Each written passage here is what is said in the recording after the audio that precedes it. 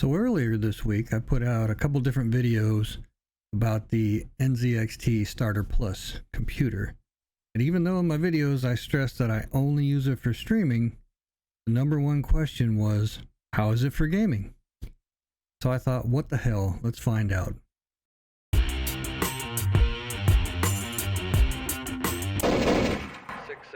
Bravo. Welcome to 68 Bravo. Let's get the self-advertising out of the way so we can get right into the game testing. I live stream on Twitch every Wednesday, Friday, and Sunday. Come watch me play games, converse with chat. I do have a disclaimer. I do use foul language in my streams, but if you're not cussing and talking shit while you're gaming, you're doing it wrong. For a head-to-head comparison, I'm going to be playing two games with identical settings on both my NZXT Starter Plus and my NZXT Creator Minus. Now, I built my first computer with NZXT components with the specs of the Creator PC, except I have half the RAM and I only have a 2080 card instead of a TI. So for the purposes of this video, I'll refer to it as the Creator Minus, just so we get it established. Let's look at the hardware configurations. So in one corner we have the Starter Plus, and on the other corner we have the Creator Minus. Starter Plus has an i5 processor, has a 1660 Ti graphics card, 16 gigs of RAM, and it's an air-cooled case and components. Creator Minus has an i9 processor. It has a RTX 2080 GPU, 32 gigs of RAM, and everything's liquid cooled. So for the purpose of this video, I'm going to be playing Fortnite and Call of Duty Warzone, because those are the two main games I play all the time.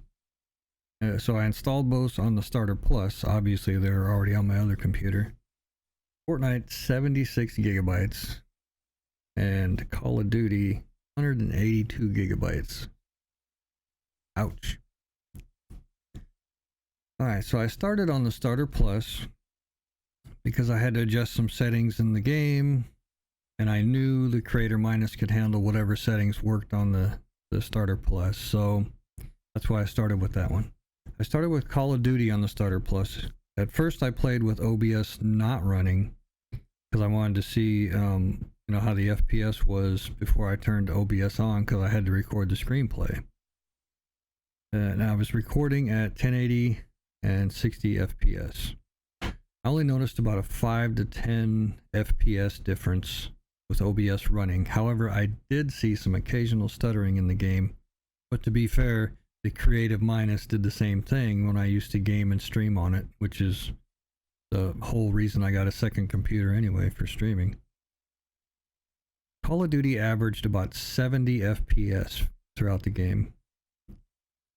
And I played Fortnite. I put on the settings that I normally play with on my Creator Minus, and the Starter Plus is a beast on Fortnite, even with OBS running. On the NZXT website, it's got a guaranteed FPS for Fortnite on the Starter Plus of 101 FPS. I was getting an average of about 200 FPS while playing that. So now let's play some games on the Creator Minus, and then we can compare. I adjusted all the settings for both games to mirror the settings that I had on the Starter Plus.